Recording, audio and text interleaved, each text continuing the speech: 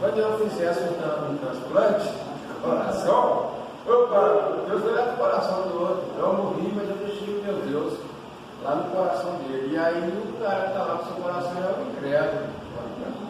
Então é a nossa mente. É que nós já falamos isso, né? Que os hebreus entendiam que a sede da razão era o coração. E nós é diferente. Nós entendemos que o coração é a sede das emoções. A sede da razão é a mente. E Deus trabalha em cima da razão e não da emoção.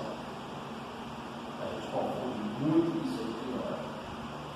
E aí, o que acontece?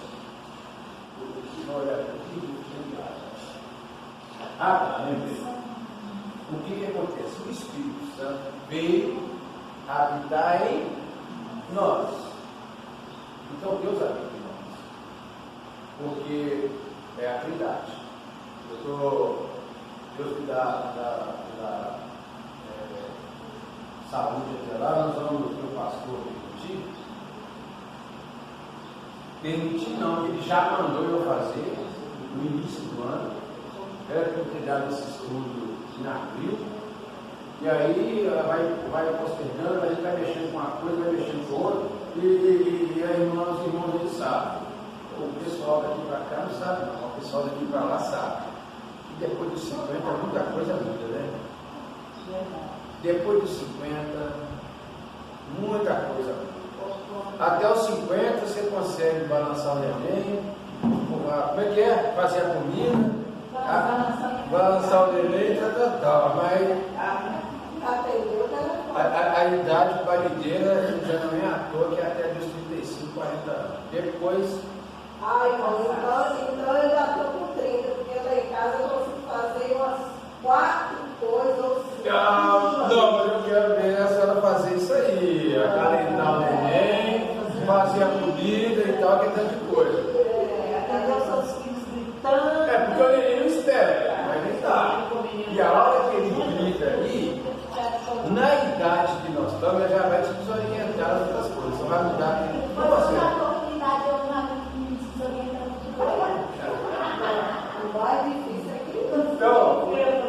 Então é isso aí. O Espírito Santo, ele habita em nós.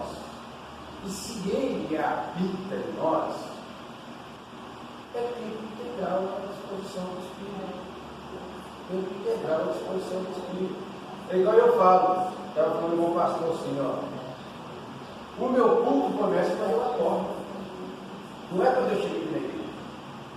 É quando eu acordo. Aquela primeira oração que eu faço.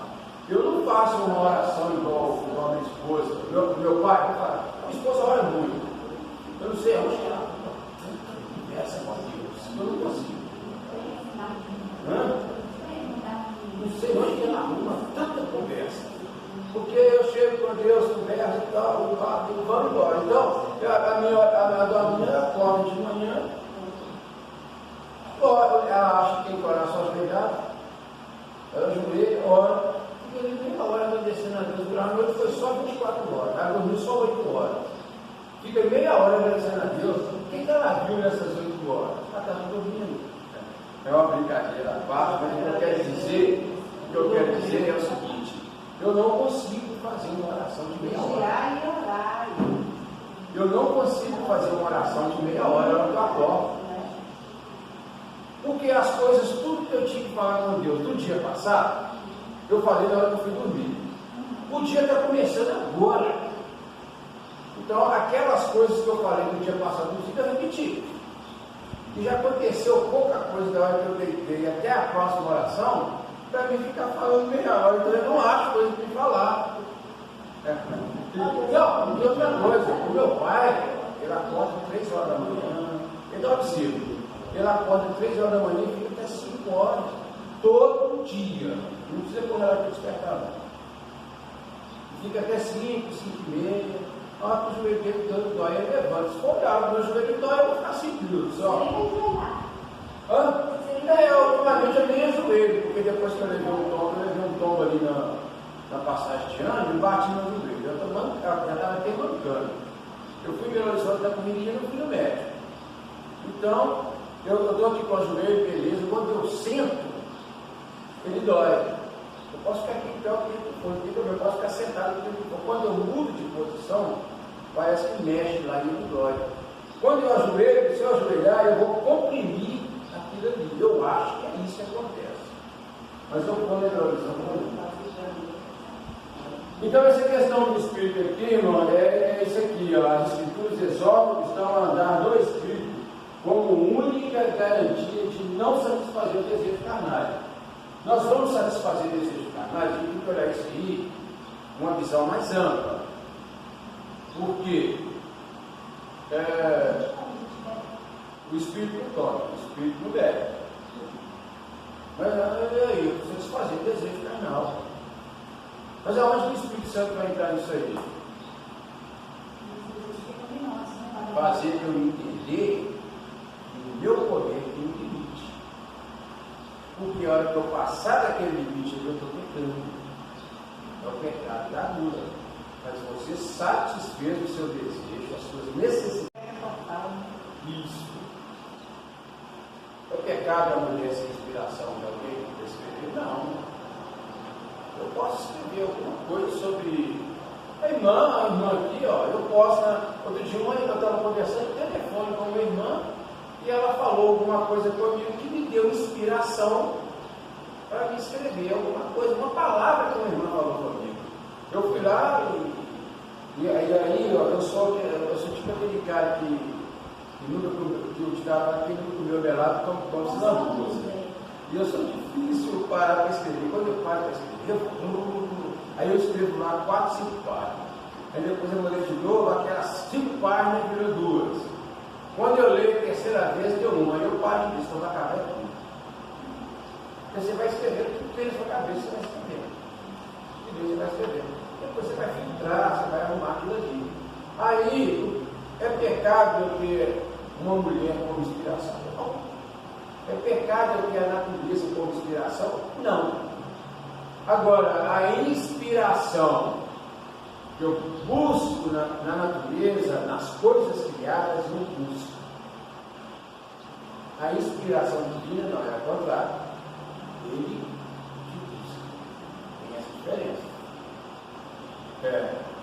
Ele que busca. Porque para Deus se revelar, vamos entender aqui, porque a Bíblia ela é a revelação de Deus. Para Deus se revelar a você, Ele vai ter que confiar em você. Para mim, eu me revelar alguma coisa, uma revelação na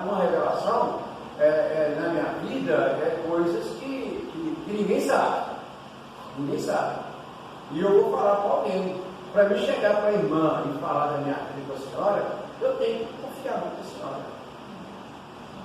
Às vezes o coração da senhora não é nem tão limpo assim, a ponto de eu contar tudo. Mas eu confio. Só que com Deus não funciona assim. Eu não conheço o coração, mas Deus conhece. A diferença na revelação, na inspiração está ali. E eu vou às coisas para me inspirar. Para ter inspiração. A inspiração divina não, ela vem a você. A você nem está esperando. Mas ela vem a você. Então, só um comentário em questão da vaga dos organizados. Eu estou vendo muito esses debates acontecendo entre a esquerda, a direita e tudo mais. Eu estou vendo as deputadas, vereadores batendo na Bíblia, falando que a Bíblia é do passado, que a questão do aborto, a mulher não precisa tomar um pouco, ela pode usar um sim, que essa coisa é coisa religiosa e tal. Então, tem as duas coisas, ela vai deixar o ponto positivo da atualização de palavras, para melhorar o entendimento, e tem também agora que eles estão batendo muito que a Bíblia é algo para passar, que ela tem que ser atualizada em questão até de valores. Né? Você vai ver os debates estão girando muito em torno da. Está se falando muito aí. Eu vou falar aqui, vou contar aqui. Uma irmã, uma vez, ela chegou, não foi para mim, não, ela estava conversando comigo, ela estava liderando um grupo lá.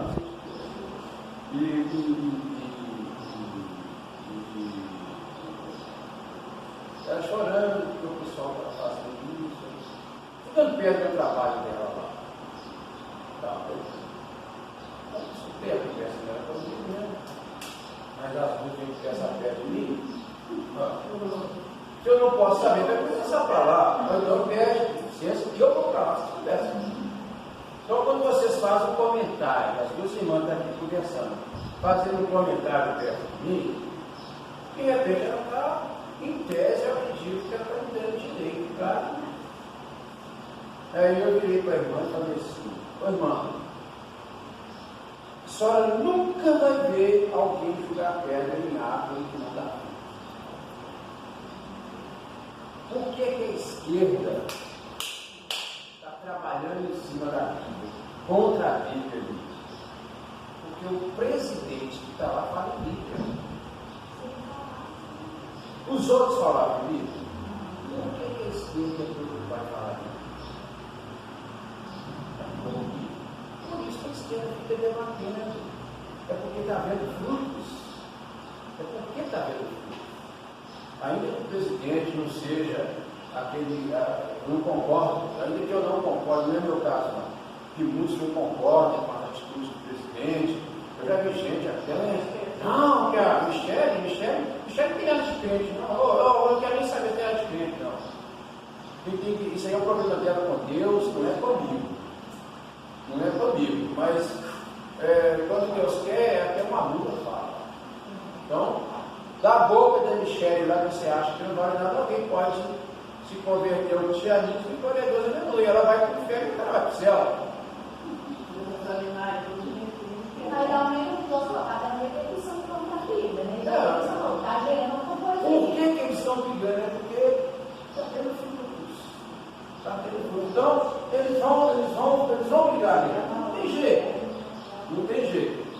E aí a irmã, quando eu falei com ela dessa questão da árvore da fruta, e tal, parece que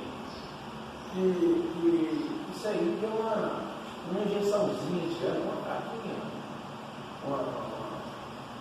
Mas assim, percebeu que ela se fortaleceu um pouco, sabe? Não, eles falou uma palavra que já animou a irmã. Foi a palavra que eu falei? Não. Foi a ação do Espírito Santo sobre a vida dela. Eu podia derramar um livro aqui de palavras que confortam o coração dela. Mas se o Espírito Santo não agisse, não ia adiantar nada. Né? Agora, eu poderia, se eu puder, falar, eu sabia que eu sei, mas eu sinceramente, eu sou uma pessoa que busco toda a minha suficiência em Deus. Ser totalmente dependente de Deus. Nós estávamos conversando lá com meu amigo, e eu vou falar de 12 da sua primeira carta aos Coríntios, fica evidente que assim como um membro do corpo humano separado deste perde sua utilidade, da mesma forma a igreja. Ele já falou igreja de maneira maiúscula, está vendo aí? É por isso que não existe cristão legítimo fora da esfera da igreja como o corpo de Cristo. Está vendo aí? Igreja com letra maiúscula. E agora ele vem aqui, ó. A própria palavra desigrejados torna-se um termo impróprio, uma forma de descrever uma anomalia espiritual. Assim como muitas coisas, eu precisava conversar com Paulo para me entender o que ele quis dizer. Eu acho que o Pedro também queria ter conversado com Paulo, porque o Pedro falou assim: não, Paulo é algumas coisas difíceis de entender. Eu precisava de conversar com esse comentarista para me entender a conceituação dele, porque ele foge de definições. Você não sabe a diferença de conceito e definição? A definição é aquilo que é, o conceito é aquilo que eu entendo, que eu acho que é. Então, eu precisaria conversar com ele. Agora, vou ler o segundo aqui: o lugar e a importância de cada membro da igreja. A palavra igreja jamais deve significar templo. Está prestando atenção no que o comentarista está falando? A palavra igreja jamais deve significar templo.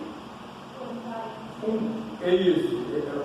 Um templo pode ser a estrutura arquitetônica onde a igreja se reúne. E a igreja com letra minúscula, já está aí? E aí, ele fala assim, ó, a igreja, portanto, não é um prédio feito do aglomerado de concreto, tijolos e areia. Ela é o corpo de Cristo. Como o corpo de Cristo, ela possui seus membros. Ela também não é um ajuntamento de pessoas em que ninguém sabe precisamente qual é a sua função no corpo. Biblicamente, cada membro da igreja, com letra maiúscula,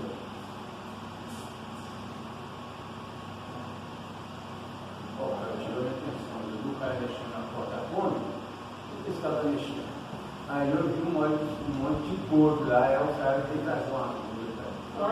Tá no sol quente, Tá vendo? É trabalho. tirou a sua atenção. Biblicamente, cada membro da igreja, assim como o corpo humano, também cada membro da igreja já pôs igreja com letra maiúscula. Assim como o corpo humano possui seu lugar e função para exercer. Um desigrejado é alguém que, por alguma razão, não conseguiu exercer sua função de membro do corpo de Cristo. Bom, eu não gosto de discutir essas coisas, porque eu tenho um pensamento de entendimento diferente do que a igreja prega. O pastor sabe a igreja prega. Então, eu queria ver o que os irmãos entenderam disso aí. Quando ele faz essa relação, quando ele fala aqui, ó, o comentarista fala que nas escrituras a igreja ocupa um lugar de relevância ímpar. É isso mesmo. É isso mesmo. Fica sempre em destaque a igreja que é esse ambiente como um corpo, ou seja, uma expressão de sua dimensão coletiva. Espera aí. Se é o corpo místico de Cristo, por que isso aqui vai ser a expressão da igreja lá coletiva? Vamos tentar entender aqui. Eu vou pegar 5 grãos de feijão e vou jogar no meio do arroz. Ok? Isso aí é coisa que nossos olhos veem. Esses 5 grãos de feijão, ele está representando a igreja com maiúscula, a igreja de Cristo, o corpo místico de Cristo. E eu vou pôr ele aqui. Só que a maioria aqui é arroz. O que está aí na bacia é arroz. Tem 5 grãos de feijão. Como que ali você está vendo ali uma vasilha de arroz ou uma vasilha de feijão? Não tem jeito da minoria ser o coletivo de uma maioria. Não tem jeito. Coletivo é maioria. Coletivo é maioria. Então, a questão aqui quando ele fala que a igreja ocupa um lugar de relevância aí, fica sempre em destaque a igreja, que é isso aqui, a igreja local, como um corpo, ou seja, uma expressão da sua dimensão coletiva. Não tem como isso acontecer. Eu vou ser igreja verdadeira estando nessa igreja, nesse salão que eles chamam de igreja. É igual ele fala de templo. A gente chama isso aqui de templo. Mas se você for olhar na Bíblia, isso aqui é o templo? Não é o templo. E aonde que é o templo? É o coração. A gente acaba chamando isso aqui do que é isso aqui. Ah, mas isso é coisa muito pequena para a gente ficar preocupado. Por exemplo, só que quando você for ler, se você ler com cuidado, você não vai entender, você vai embolar todo. É igual eu falei, esse cara que coisa podre ali para mim, é católico, ele vinha aqui em São Vicente aqui e falou que ele ia me trazer para mim. Conversei com ele essa semana e falei com ele, seu filho é católico roxo. Sabe por que você é católico? Sei, eu quero ser católico. Você lê a Bíblia? Raramente.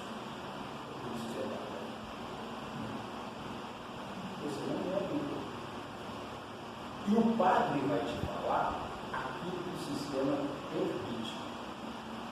Porque o padre ele acha que se ele for excomungado, ele vai para o inferno. Ele vai para o inferno. Tirar de comunhão. Tirar de comunhão. Ele acredita que ele vai para o inferno. E é por isso que existe o católico carismático. É por isso que existe o católico carismático.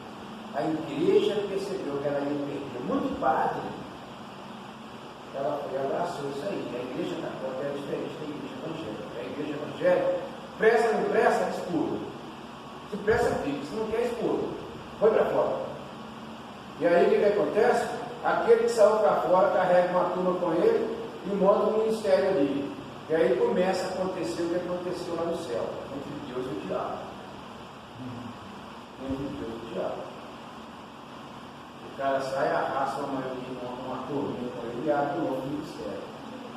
E isso só acontece na igreja evangélica. Porque a igreja evangélica não abraça aquilo que está errado. Ou muitas vezes, eu estou falando isso aqui, mas muitas vezes eu estou falando que o que saiu é o que estava errado. Acontece o contrário também. O que está errado ficou, e os que não concordam com o erro que sai. É uma vida de mão dupla. Acontece os dois. E a igreja católica, ela percebeu que estava perdendo muitos membros para a igreja evangélica. Foi aí que lá na década de 60 para 70, final de 60, princípio de 70, começou o movimento carismático. Ele cresceu agora.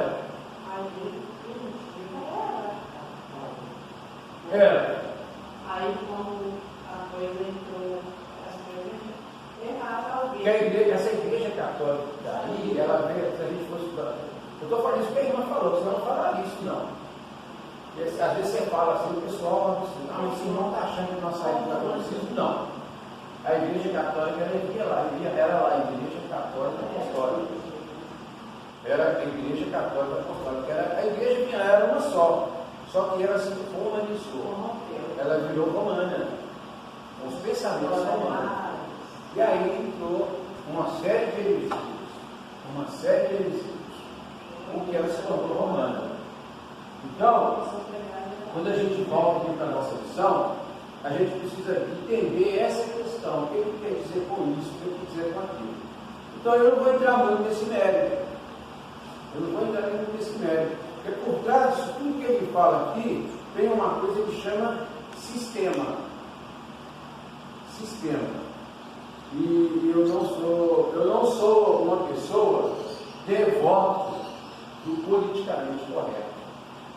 Como eu não sou devoto do politicamente correto, aquilo que eu não concordo, aquilo que eu não aceito. Eu não vou falar nada para agradar ninguém. Não vou falar nada para agradar ninguém. Eu vou falar de Bíblia. Eu vou falar de Bíblia. Agora, tem conceitos na Bíblia que a gente pensa diferente. Bom, Paulo falou que a guarda é sua coroa. O que a irmã acha que é coroa? Colocar pedra na sua coroa, o que é isso? Lá no céu todo mundo vai ter uma coroa. Lá no céu não seriam todos iguais? Não vai ser? Como é que eu vou olhar para a irmã, ver a coroa da irmã de diamante e a minha tem vai dar um problema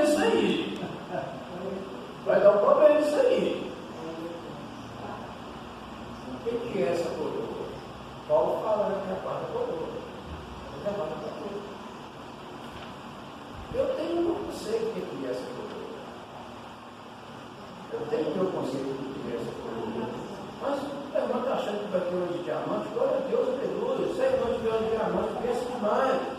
Uma coisa é certa. A coroa? Mas se for assim, todo mundo vai ser igual. Mas ela não fala que é só o vencimento. Mas ela não, porque está aguardando a coroa. Mas não fala que é só ele. Pois é, mas quando se fala em coroa, lembra que ele está vendo aquele papo de pôr pedra na sua coroa? Então vai ter uma coroa mais bonita que a outra. Segundo Ah, o que é o galardão? Pois é, então segundo a senhora que fez mais, a senhora vai ter uma coroa melhor. Eu fiz menos. Não sei.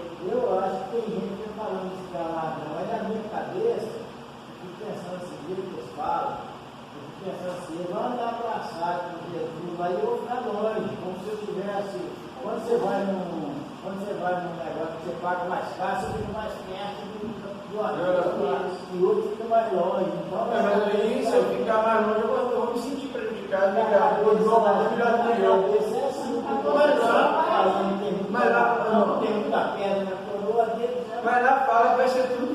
Aí pensando que ele vai ficar andando abraçado com Jesus, aí eu fico Deixa eu dar, deixa eu encerrar, porque passou já. não é bem assim. Mas então, irmãos, concluindo aqui, é isso aí. É coisa para a gente parar e pensar. O que é a coroa? O que é o galardão? E quando você vai lá e começa a entender isso aí, você vai ver uma série de possibilidades. A gente pode pensar isso aí que a irmã falou, pode pensar aquilo ali que o irmão falou, pode ser o que eu penso, e pode não ser o que nenhum de nós pensamos. Porque o que eu penso, e vai ser isso aí, lá no café eu falo. Amém? Então, nós encerramos aqui a nossa aula de hoje. Eu estou na conclusão que nós chegamos ao final de uma lição e do trimestre. Nosso propósito é mostrar os ataques sutis de Satanás contra a igreja e destacar as estratégias para o povo de Deus. Permanecer firme na resistência contra o adversário. Sabemos que os dias são difíceis, mas o Espírito Santo é o guia e o auxiliador da igreja. Então, irmão. Eu achei muito interessante essa aqui, ó, porque eu não conhecia. Deixa eu ver, então, Olha a propaganda que dá aqui da Bíblia de estudo, mas as palavras são muito interessantes. Em nenhuma outra salvação, Os discípulos tinham a convicção de que a maior necessidade de cada indivíduo era a salvação do pecado e da ira de Deus. E pregavam que essa necessidade não poderia ser satisfeita por nenhum outro, senão Jesus Cristo. Isso revela a natureza exclusiva do Evangelho e coloca sobre a igreja a pesada responsabilidade de pregar o Evangelho a todas as pessoas. Não pude mais instrumento da Bíblia Astral. Achei muito interessante. É interessante, é verdade. É só o Espírito Santo. Lembra que eu falei para a irmã que ninguém joga pedra em árvore e não dá fruto? Para ela entender, ela tem que parar. Só falei isso. Eu não sou de mastigar e pôr na boca da pessoa, não. Só tem gente que quer que você até engole para ele. Engole esse trem aí e joga direto lá no meu estômago. Não, mas eu não sou de fazer isso. Eu gosto de levar a pessoa a pensar.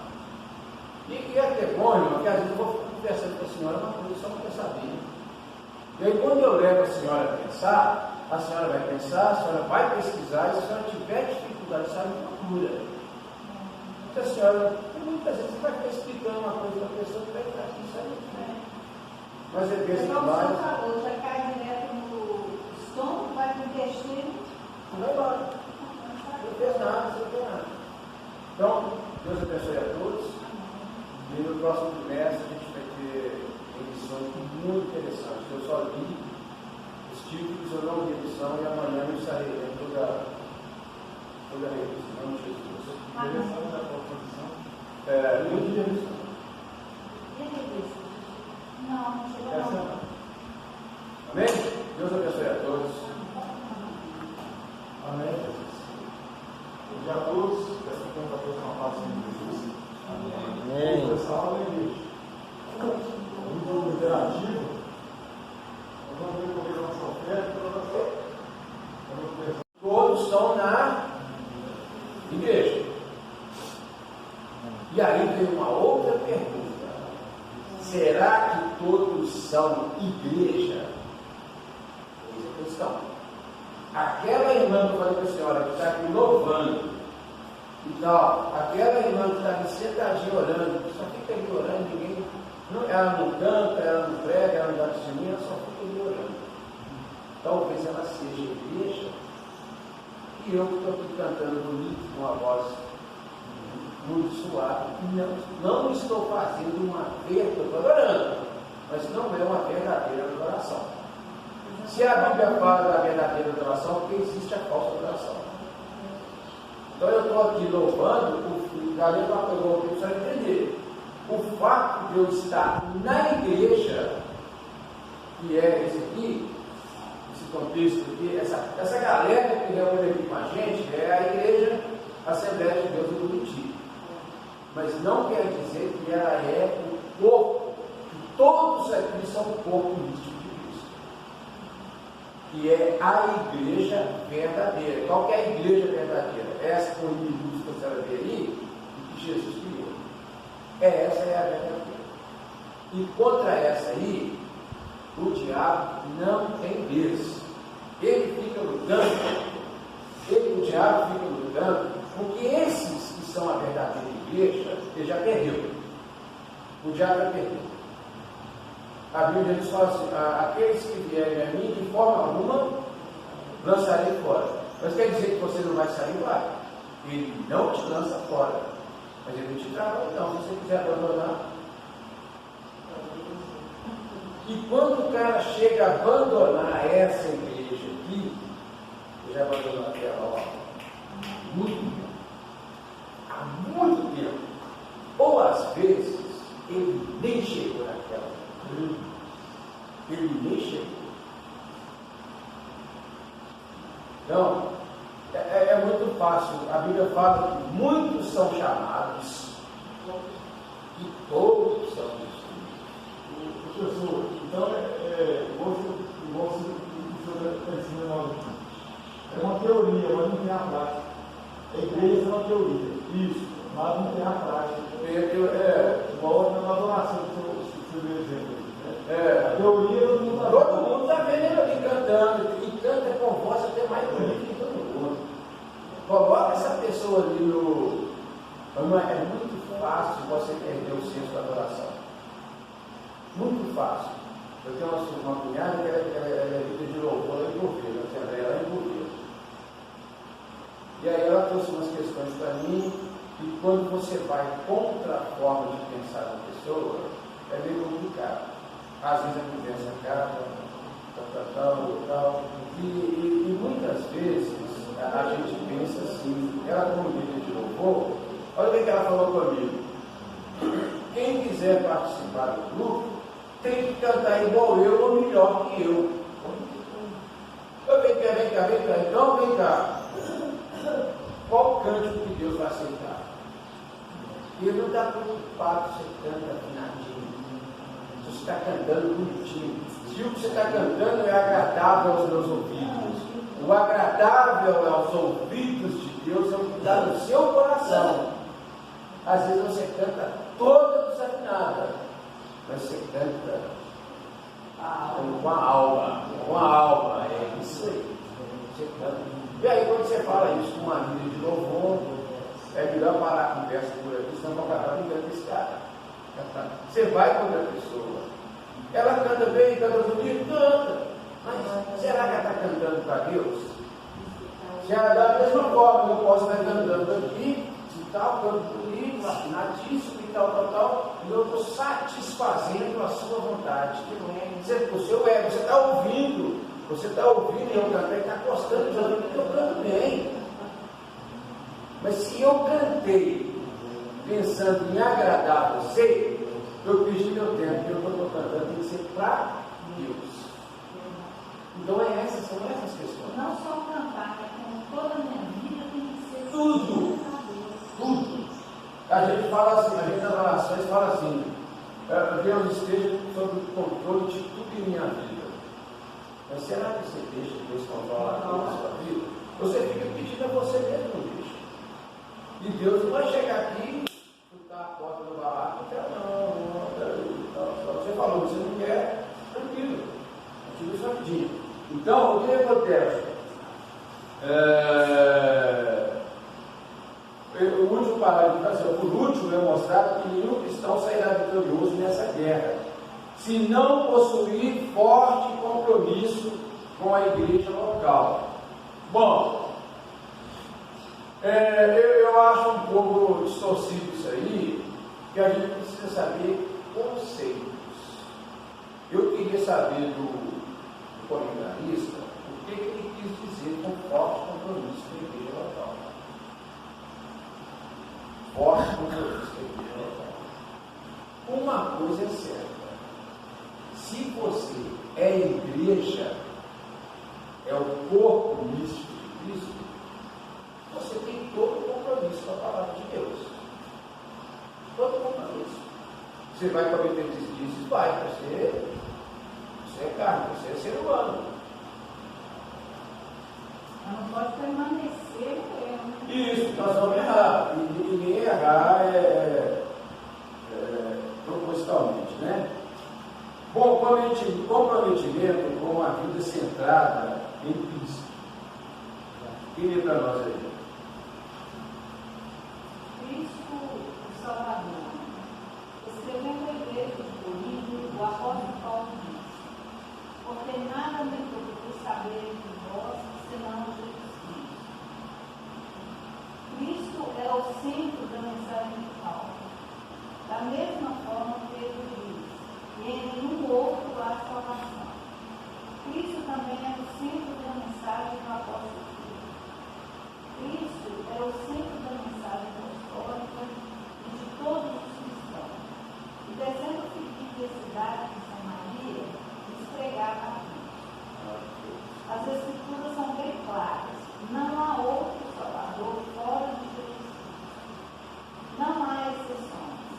Quando um cristão ou igreja expia ou se afasta da fé, Cristo é logo tirado do ensino. Outras formas de culto, filosofias, ideologias passam a ganhar espaço quando Cristo deixa de ser o centro da vida. Isso. Lembra que eu falei antes? Que quando a pessoa ela abandona a igreja local, é porque ela já saiu da outra lá há muito tempo. Ou Cristo nunca foi centro da igreja. Não adianta, irmão, não adianta. Eu posso até ficar meio arredio e tal, papapá, mas se eu vazei, pode ter certeza. Ou então ele nunca foi. Geralmente a pessoa está muito tempo já afastada, né? Você vai muito mudar. Tem gente que vai ficar 50 anos aqui com a gente, vai morrer sem nunca ter sido igreja.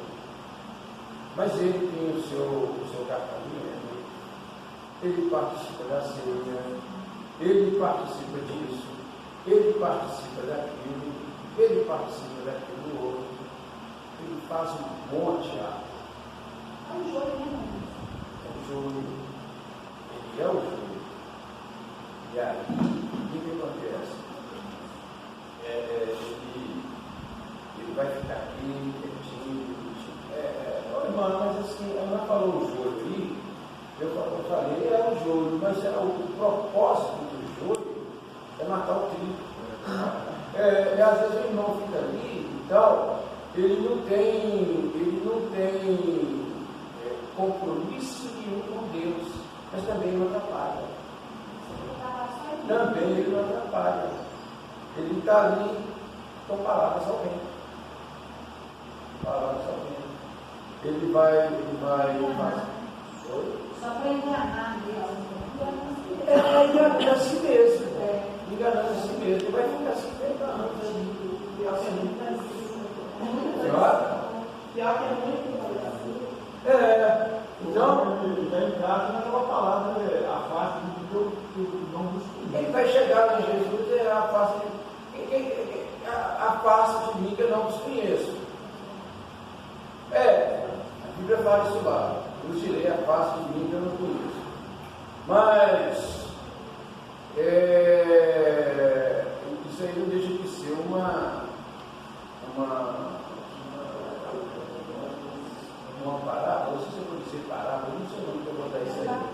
Uma metáfora. Por quê? Porque a igreja, isso é meu entendimento, eu não sei se é o do senhor. A igreja ela não vai passar pelo julgamento. Ela já está sendo julgada. Então, quando nós chegarmos lá, quando a gente chegar lá em Cristo, nós não vamos ser julgados por Cristo, porque nós já fomos. E essas pessoas aí, elas vão chegar para um julgamento já para a condenação, porque elas não passaram no crivo. É porque nós vamos falar assim, não faz sentido ser enviado nisso aqui, se vai ter um julgamento para nós como no final, a gente não foi esse lado.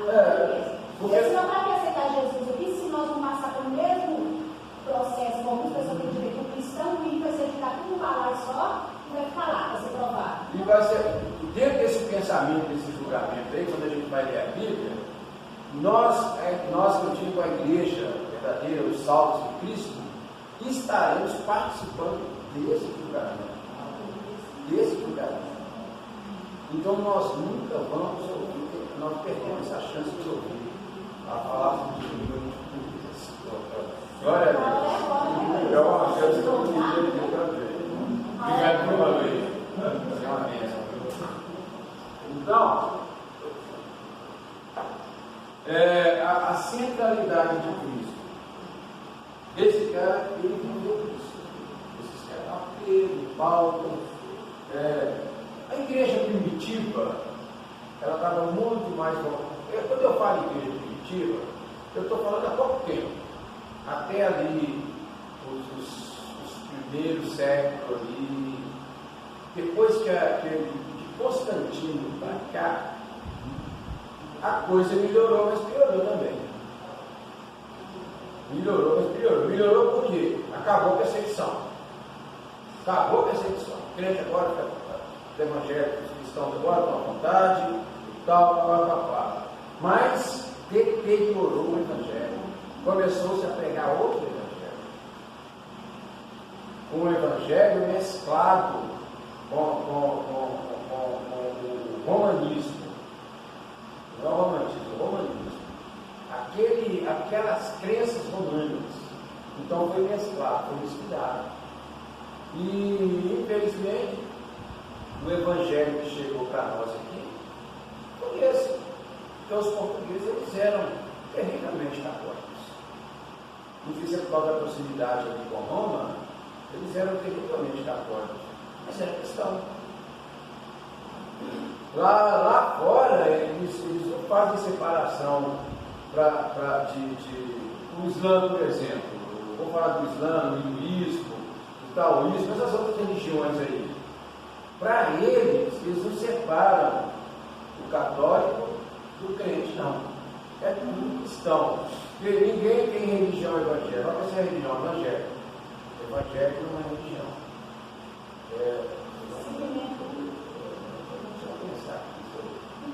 Se eu devo falar, não esqueci sempre de falar. É a religião, mas então, o que acontece? Lá fora, os lances, os pessoal, se eles vierem aqui matar os cristãos, eles vão matar crente, vão matar católico, vão matar espírita, kardecista. Kardecista está lá e também está no saco. Está no pacote. Porque o kardecista ele viu muito Bíblia. Ele viu muito Bíblia. E o Islã, por exemplo, você leu a Bíblia e acabou. Irmãos, tem kardecista que lê a Bíblia mais diferente. Kardecistas, não são todos os espíritos, não. É kardecista, os outros não. Eu tenho uma nora que é kardecista, ela conhece muito de Bíblia, mas que ela sai perguntando, ela nunca abriu a Bíblia para ler. Aí não vale, né? Aí não vale. Bom, Cristo, o Senhor, quem é para nós? É o segundo subtópico.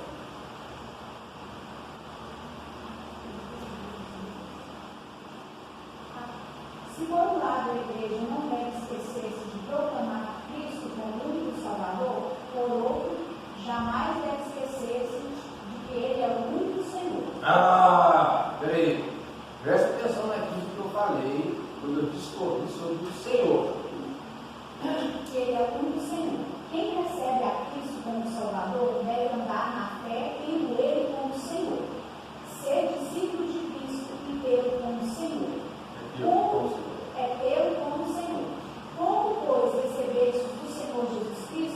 assim também andai nele. Receber Cristo como Salvador, mas não andar nele, isto é, de acordo com o seu ensino, é negar o seu senhorio. A falta de reconhecer o senhorio de Cristo é a causa do fracasso na fé de muitos cristãos. A sutileza do diabo está no fato de dizer que você pode viver uma coisa sem a outra. Em outras palavras, você pode ser salvo independentemente da forma ou maneira com que vive. Independentemente da forma, da maneira que vive. A gente fala assim, da forma, maneira que vive, a gente pensa muitas vezes em coisa física. Não é isso. Eu visto a roupa que eu quero, eu uso o perfume que eu quero, eu frequento os ambientes que eu quero. Não é isso que ele está falando aqui. Porque a sutileza do Satanás nesse sentido aqui, é mostrar para você que é o seguinte: Cristo te aceita de qualquer jeito. Você não precisa ficar nessa oração, nessa tanto de oração. Não adianta, certamente, não adianta você orar muito sem fundamentar a sua oração. E sem se consagrar pela oração. Muita gente pensa, olha, eu estou consagrando. Vamos pensar aqui. Eu era uma pessoa que eu não jejuava. Enquanto eu não entendi o jejum, eu não jejuei. Porque eu não concordava. Eu não concordo com a forma que faz o jejum. Aí, quando eu entendi o jejum, não, esse tem funcionamento. Eu sabia que funciona porque Jesus falou. Eu não discutia. Só que eu não concordava com o que eu fazia. Porque a Bíblia fala que você deve jejuar, ela fala, esse mesmo Cristo fala que deve jejuar, ele fala que não quer sacrifício. E aí? É isso aí que embolava minha mente. Eu só assim. Se eu não entender, eu não faço para te agradar. Porque eu acho que eu estou perdendo o tempo, eu acho que não tem certeza. Eu tenho que entender que aquilo que eu estou fazendo tem sentido. Senão não faz sentido eu fazer. E aí eu passei a jejuar. E aí o que acontece?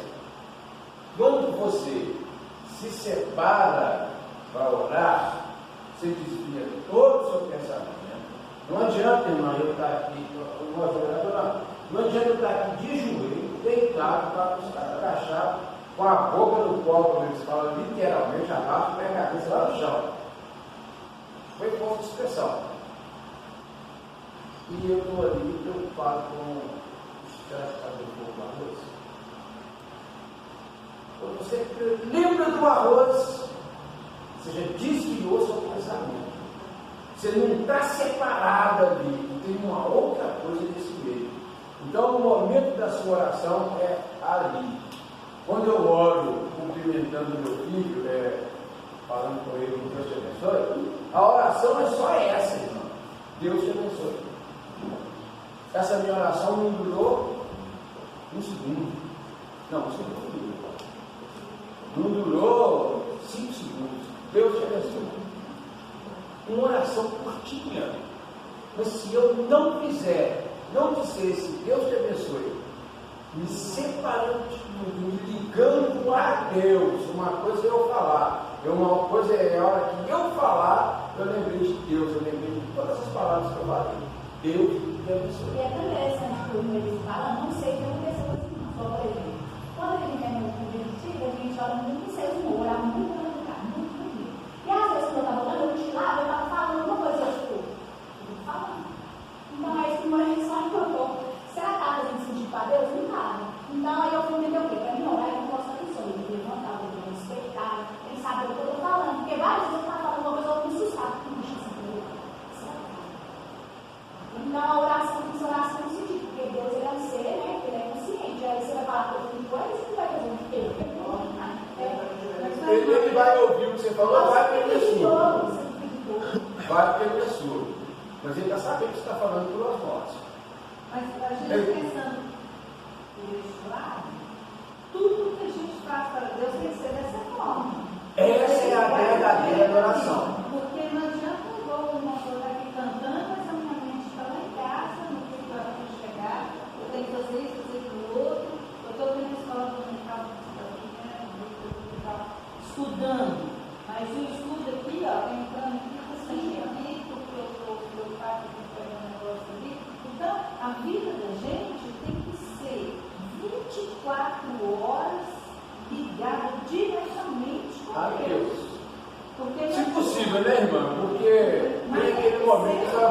vontade de Deus para outra coisa. Mas tem que ser pelo menos. Então, o que acontece? Por aqui, ó, vou falar aqui, a minha forma é diferente que eu adorei a Deus hoje.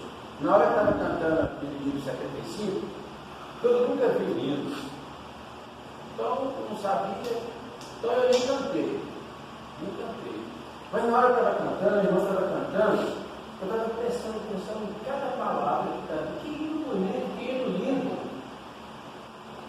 Eu adorei a Deus, adorei quando eu parei tudo para meditar. Às vezes eu falo, irmão, eu acho que é frescura ali, né?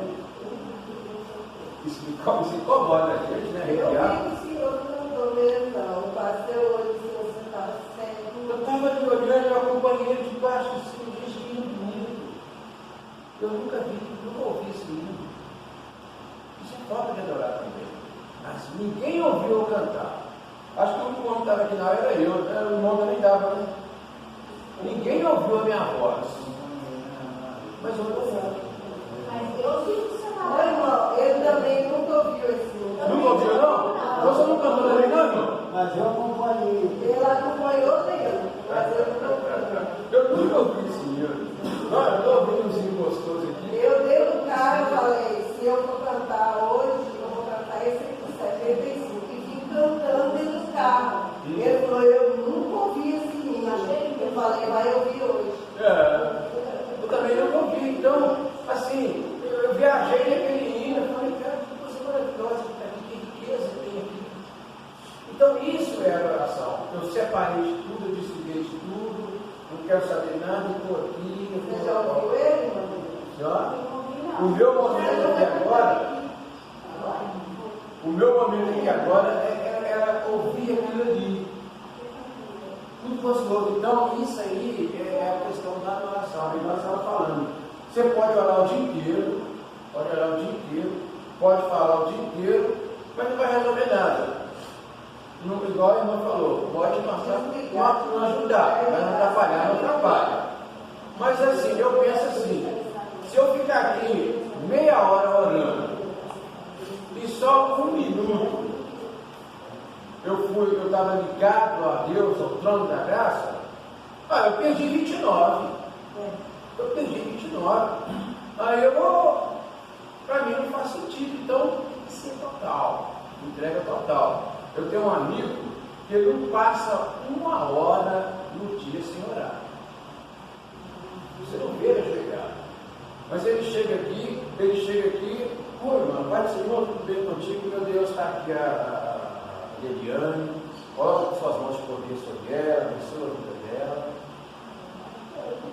Quando ele parou e fez isso aí, ele está desligando os outros problemas e a conversa dele é entre Eliane e Deus. Isso é orar. Agora é diferente de eu chegar e eu estar aqui, ó, abençoa a Eliane e tal. Abençoa.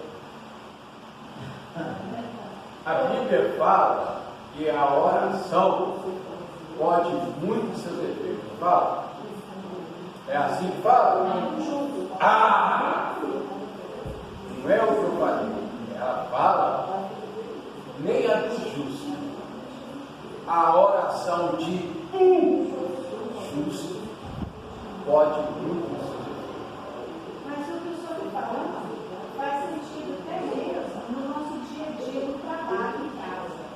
Eu gosto muito de mexer com a coisa da máquina, então às vezes eu fico colocando com você.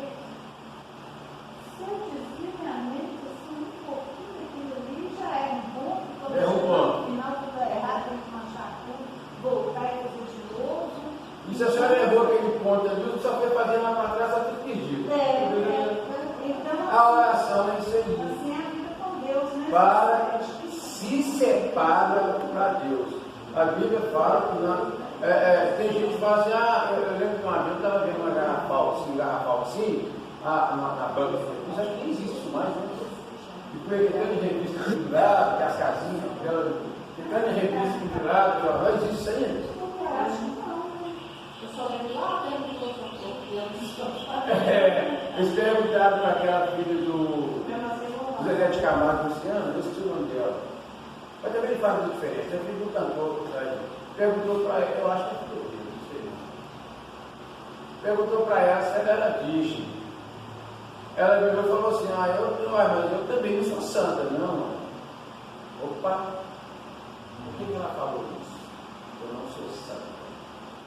Ela entende que santo tem que ser puro, tem que se separar. Boa a palavra dela. Mas o problema é que eu escuto o cliente falar, não, eu não sou santo. Porque se você não é santo, você precisa rever seus conceitos. Você tem que ser santo. A ninguém aqui é santo. Nós estamos caminhando quando o pregador fala isso, é que ninguém é santo. Eu faço só se for eu penso para mim, não fala, né? Só se não for você, só se você não é, porque eu sou. Porque eu sou. Se eu não sou um santo, eu sou simplesmente os chamados. Mas é porque eles questão da santidade e perfeição. Ser santo não é você falar, eu sou santo, eu sou perfeito. Não é santo, é separado. Eu não me separado por isso. Então você fala, eu sou santo, então eu vivo para isso. Separado. Então a gente tem que levar essas coisas. A própria Bíblia fala, seja santo, porque eu sou santo. A própria gente falou isso. Ele não falou para você ser Deus porque eu sou Deus. Ele falou, seja santo porque eu sou santo. O que você falou? Santifique-se mais. Isso. Aquele que se separou vai se isolando a cada dia mais. É progressivo, né? Cada dia. Entendeu? Então, a questão do Bíblia, gente, é muito fácil de entender. Nós vimos no primeiro trimestre como se lê uma Bíblia. Como se lê? Então, se a gente vem aqui, participa do DVD, presta atenção, coloca isso em prática. Não despreze o tipo. Fala que aquele que tirar, né? Acrescentar, né? Aquele que acrescentar está lascado. E eu falo para vocês o seguinte: não despreze um tipo quando você está fazendo a leitura da Bíblia. Todas as palavras observam. Essa semana mesmo eu li um versículo. Eu mandei para a Deliane e mandei para o pastor. Vou ver que vai ver primeiro. Para a irmã, que ela não olha sabe qualquer um, não, sabe? Ela tem os espíritos. Ela tem os espíritos. Aí, quando o pastor viu, eu fui lá e apaguei. Para o pastor dela, mas eu fui lá e apaguei o dela. Mas era a mesma coisa. Eu queria ver que ia ver primeiro. E aí depois o pastor foi lá, muda totalmente o sentido da coisa. E muitas vezes você não entende porque você não presta atenção na palavra. Aquilo que está escrito lá é de fundamental importância. Aquilo tudo que nós aprendemos no primeiro trimestre. Com relação ao Senhor Jesus aqui, é isso. Ele é o símbolo. Pronto, é Cristo, ponto, acabou. É isso. Tudo que você vai fazer na vida, passa pela Bíblia, a Bíblia está certa. É igual um amigo meu que estava lá comigo lá, nós fomos ali. Eu não lembrei esse história de se eu lembrar aqui eu conto, porque se eu for contar toda vez, vocês não vão entender.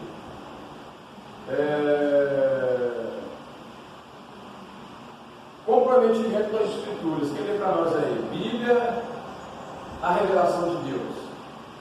Vez por